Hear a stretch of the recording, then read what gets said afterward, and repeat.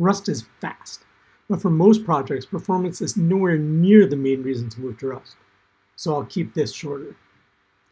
Nico Matsakis and Aaron Turin, in their foreword to the Rust book, write that the language is designed to guide you naturally towards reliable code that is efficient in terms of speed and memory usage.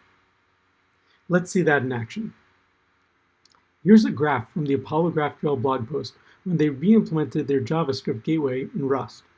The old code can't get past 3,000 transactions per second, where the Rust code isn't hitting its limit at about 10 times that throughput, and is still only adding 5 milliseconds of latency while swapping between handling those requests. I've seen other much more dramatic comparisons of JavaScript to Rust, but how about a more performance-oriented competitor like Go? You remember that Discord blog we quoted earlier about moving from Go to Rust? Jesse also mentioned how easy it is to write efficient programs with Rust compared to the deep dive we had to do with Go.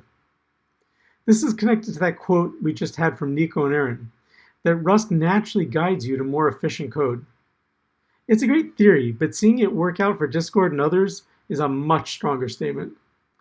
Besides simply written Rust outperforming Discord's hyper hand-tuned Go code, it also got rid of the spikes from garbage collection, making the performance both better even when non-optimized and more predictable.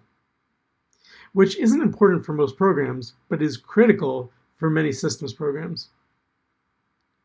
While I'm more impressed by the large stories and real projects, before we move on from performance, here's a blog post from blogrocket.com that compared a number of benchmarks between Go and Rust and concluded that, in many cases, even the least optimized Rust code was faster than the most optimized Go code. Again, confirming Nico and Aaron's intuition. If you search the web, there are many other similar benchmarks with similar results. And it's not surprising that these performance numbers correspond exactly to the energy consumption numbers.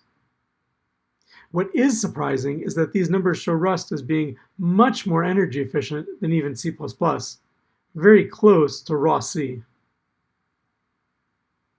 Overall, it looks like Rust is fast enough, and much faster than anything else out there besides C and C++.